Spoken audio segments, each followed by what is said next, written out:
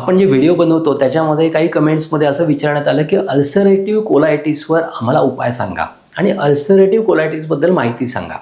तर आज आपण तेच पाहणार आहोत की अल्सरेटिव्ह कोलायटिस म्हणजे काय, तो कसा होतो, त्याची लक्षणं काय आहेत आणि त्याच्यावरचे उपाय काय आहेत. अल्सरेटिव्ह कोलायटिस हा जास्तीत जास्त क्रॉनिक कंडिशनमध्ये आढळतो, म्हणजे जीर्ण झालेला असतो. बऱ्याच वर्षापासून ही तक्रार आपल्याला पाहायला मिळते. अल्सरेटिव्ह कोलायटिस हा जर शब्द पाहिला तर त्याच्यामध्ये अल्सरेटिव्ह म्हणजे काय, आपल्या मोठ्या आतड्यामध्ये अल्सरस होतात. आणि कोलायटिस म्हणजे काय, तर आपल्या मोठ्या आतड्याला सूज येते. तर इन्फ्लेमेशन म्हणजे सूज आणि अल्सरेशन्स म्हणजे जिथे अल्सर्स तयार होतात, अशी कंडिशन आपल्या आतड्यामध्ये जेव्हा असते तेव्हा त्याला म्हणायचं अल्सरेटिव्ह कोलायटिस. आणि या अल्सरेटिव्ह कोलायटिसची कारणं पण भरपूर आहेत.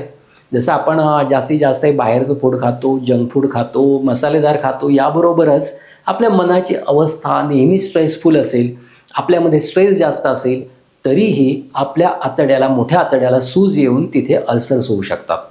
याबरोबरच अनुवंशिक पण काही कारणं आहेत. नंतर जर तुम्ही बऱ्याच काळ जर NSAIDs म्हणजे जास्तीत जास्त पेनकिलर्स घेतलेली असतील, अँटी इन्फ्लेमेटरी मेडिसिन्स घेतली असतील, तरी त्याचा परिणाम तुमच्या आतड्यावर होऊन अल्सरेटिव्ह कोलायटिस व्हायची शक्यता जास्त असते. याबरोबरच आपल्या शरीरामधली व्याधीप्रतिकार क्षमता आपल्या कोलोनमधल्या म्हणजेच मोठ्या आतड्यामधल्या सेल्सवर अटॅक करायला चालू करते. हे पण एक कारण आहे. आणि त्या जोडीला आणखी एक एज हा फॅक्टर असतो की साधारण 15 ते 30 वर्षापर्यंत किंवा 60 वर्षानंतर हे आजार जास्त होताना दिसतात. आणि या सगळ्यामध्ये एकच गोष्ट महत्त्वाची आहे, ते म्हणजे तुम्हाला जर जास्त चिंता असेल, आणि आपल्याला सगळ्यांना माहिती आहे की सजीवम दहते चिंता, म्हणजे आपल्या सजीव शरीराचं दहन करायचं कोणता घटक काम करत असेल, कोणती गोष्ट काम करत असेल, तर ती म्हणजे चिंता, म्हणजे स्ट्रेस.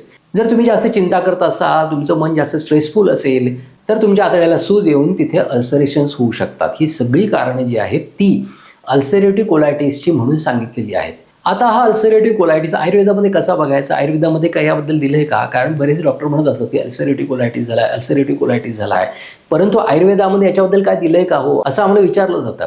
तर नक्कीच याच्याबद्दल आयुर्वेदामध्ये बऱ्यापैकी माहिती आहे. आणि त्या माहितीचा आधार घेतला तर आपल्यासमोर या व्याधीचं व्यवस्थित चित्र आपल्यासमोर तयार होतं. आणि त्या जोडीला आपण व्यवस्थित याची चिकित्सा पण करू शकतो आणि या व्याधीपासून मुक्तही होऊ शकतो. तर असा हा अल्सरेटिव्ह कोलायटिस. याला आयुर्वेदामध्ये रक्तज प्रवाहिका असं म्हणतात. म्हणजे काय, तर तुमच्या पोटामध्ये जास्तीत जास्त मल आहे अशी भावना तुमच्यामध्ये सारखी निर्माण होत असते आणि त्या मलाचा त्याग करावा, डेफिकेशन सारखं करत राहावं अशी संवेदना तुमच्यामध्ये निर्माण होते. या जोडीला तुमचा मल व्यवस्थित बाहेर येत नाही, त्यामुळे तुम्हाला कुंठावं लागतं किंवा तुम्हाला जोर द्यावा लागतो. त्यानंतर तुमचा मल हा व्यवस्थित तुमच्या अल्सरेटिव्ह कोलायटिसचं डायग्नोसिस करू शकतो. हा जो येणारा मल असतो तो सेमी सॉलिड असतो, थोडा चिकट असतो, थोडा पिच्छील असतो, त्याच्याबरोबर म्युकस असण्याची शक्यता जास्त असते, रक्त पडायची जास्त शक्यता असते.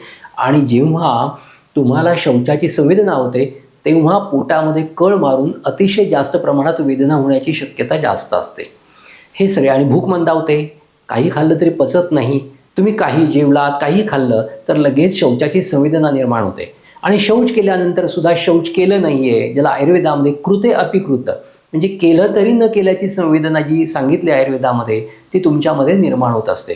असं चित्र जेव्हा तुमच्यामध्ये तुम्हाला दिसत असेल तर हा आजार अल्सरेटिव्ह कोलायटिस असायची शक्यता जास्त असते. यालाच आयुर्वेदामध्ये रक्तज प्रवाहिका म्हणतात.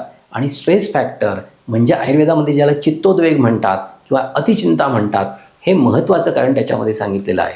या जोडीलाच अति तिखट खाणे, अति मसालेदार पदार्थ खाणे, आंबवलेले पदार्थ खाणे, बेकरीचे पदार्थ खाणे, जंक फूड खाणे, पंजाबी खाणे म्हणजे मसालेदार जे पंजाबी असतं, तिखट असतं ते खाणं, कोल्हापुरी खाणं, कोल्हापुरी मिसळपाव खाणं, नंतर अजून तुमचं वडापाव खाणं, सामोसा खाणं, मिरच्या खाणं, या सगळ्या गोष्टी तुमच्या अल्सरेटिव्ह कोलायटिससाठी कारणीभूत असू शकतात. मांसाहार पण आहे. मांसाहाराचं कसं असतं, मांसाहार आपण कसा बनवतो, त्याच्यामध्ये प्रचंड प्रमाणात मसाले घालणार, त्याला चविष्ट बनवणार आणि ते खाणार. ह्या मांसामध्ये फायबर्स नसतात आणि आपल्या आतड्याला जास्तीत जास्त हे अन्न पचवण्यासाठी खूप कसरत करावी लागते. त्यामुळे अन्न हे पुढे ढकलण्यासाठी कसरत जी करावी लागते, त्यामुळे आतड्याची शक्ती कमी होत जाते. आणि या जोडीला हे फायबरस नसलेलं अन्न जेव्हा आतड्यातून पुढे पुढे ढकललं जातं तेव्हा बऱ्याच वेळेला तिथे ते अन्न सडण्याची जास्त शक्यता असते आणि त्याच्यामुळे पोटाचे बरेच आजार निर्माण होतात. या जोडीलाच अल्सरेटिव्ह कोलायटिस व्हायची शक्यताही जास्त निर्माण होते. रेक्टम जो पार्ट असतो, जो गुदाच्या म्हणजे ॲनल रिजनच्या वरती असतो, तिथे पण अति प्रमाणात वेदना असायची शक्यता असते. संडासमधून सारखं रक्त पडतंच आणि ह्या जोडीला हे सगळे पोटाचे विकार झाले, म्हणजे पोटामध्ये काय निर्माण होतात विकार हे झाले. परंतु त्या जोडीला जास्तीत जास्त थकवा येणे, काही काम करावं असं न वाटणे, पोटात दुखणे, नंतर डोळ्यावर सूज येणे, चेहऱ्यावर सूज येणे, हातापायावर सूज येणे, अशी ही लक्षणं अल्सरेटिव्ह कोलायटिसमध्ये आपल्याला पाहायला मिळतात. ही सगळी लक्षणं रुग्णाला अतिप्रमाणात त्रास देत असतात. थोडं जरी टेन्शन आलं तर शौचाला पातळ व्हायला लागते. हे पण लक्षण अल्सरेटिव्ह कोलायटिसमध्ये पाहायला मिळतं. परीक्षेच्या वेळेस ज्या विद्यार्थ्यांना स्ट्रेस घ्यायची सवय आहे त्यांना तर लगेच शौचाला पातळ व्हायला लागते. याचं कारण असं की आपल्या मेंदूपासून व्हॅगस नर्व आणि अनेक नसा ह्या पोटापर्यंत जात असतात आणि पोटापासून मेंदूपर्यंत येत असतात. त्यामुळे जेव्हा मनुष्य स्ट्रेस घेतो तेव्हा त्याचा डायरेक्ट परिणाम हा आपल्या पोटावर होत असतो, आपल्या आतड्यावर होत असतो. यासाठीच आपला स्ट्रेस कमी करणं ही पहिली चिकित्सा आपल्याला इथे करावी लागते. मग हा स्ट्रेस घालवायचा कसा? त्यासाठी आयुर्वेदामध्ये काही औषधं दिलेली आहेत.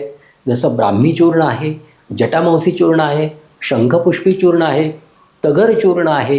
ही सगळी चूर्ण आपण 50-50 ग्रॅम एकत्र केली आणि त्याच्यातलं 6 ग्रॅम चूर्ण हे सकाळी रिकाम्या पोटी एक वेळेला आणि रात्री झोपण्यापूर्वी एक वेळेला कोमट पाण्यावर घेतलं तर आपल्या डोक्यातला स्ट्रेस, आपल्या मनावरचा ताण हा कमी व्हायला खूप छान मदत होते.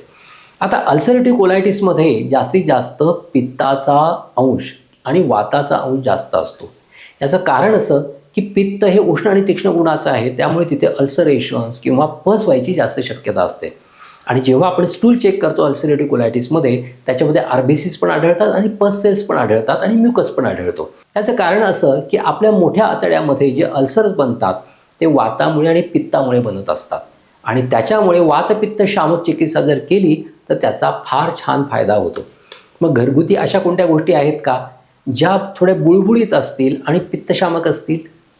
बरोबर, तुळशीचा सब्जा किंवा एक वेगळा सब्जा पण आयुर्वेदाच्या दुकानामध्ये मिळतो, तो पण तुम्ही वापरू शकता. 1 कप साधारण कोमट पाणी घ्यायचं, त्याच्यामध्ये 1 चमचा तुळशीचा किंवा साध्या सब्जाचा घालायचा, हे भिजत ठेवायचं. साधारण 2-3 तासामध्ये त्याच्यावर एक छान आवरण तयार होईल आणि ते जे मिश्रण आहे ते बऱ्यापैकी पित्तशामक असतं.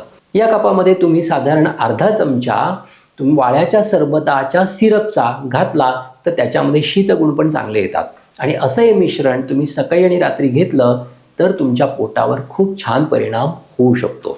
आणि पोट साफ करायचं असेल, कारण सारखं कुंथावं लागतं तरी पोट साफ होत नाही, पोट न साफ व्हायची संवेदना निर्माण झालेली असते. यासाठी आणखी एक पोट साफ होण्याचं औषध की जे तुम्ही अल्सरेटिव्ह कोलायटिसमध्ये वापरू शकता ते म्हणजे इसबगोल. इसबगोलसुद्धा साधारण 1 कप कोमट पाण्यामध्ये 1 ते 2 चमचे इसबगोलचे घातले, असं हे मिश्रण रात्री झोपायच्या आधी घेतलं तर त्याचा उत्तम फायदा आपल्याला होताना दिसतो. पोट छान साफ होतं आणि मोठ्या आतड्याचे जे अल्सर्स आहेत ते हील व्हायला छान मदत होते. अल्सरेटिव्ह कोलायटिस खूप जास्त प्रमाणात वाढला असेल, अल्सर्स खूप प्रमाणात जास्त झालेले असतील आणि खूप त्रास जर रुग्णाला होत असेल तर कोणत्या तरी वैद्यांना भेटून त्याची चिकित्सा करायला विसरू नका. कारण हा आजार आयुर्वेदामुळेच बऱ्यापैकी चांगला बरा होतो आणि त्याच्यासाठी आयुर्वेदामध्ये बऱ्याच गोष्टी सांगितलेल्या आहेत. आणि जर या गोष्टी तुम्ही कोणत्या निष्णात अशा वैद्याच्या मार्गदर्शनाखाली करून घेतल्या, जसं बस्ती आहे, औषधी चिकित्सा आहे, तर तुम्हाला खूप छान फायदा होईल. आता इथेच थांबूयात, पुन्हा भेटूयात एक नवीन विषय घेऊन. तोपर्यंत स्वस्थ राहा, मस्त राहा. धन्यवाद.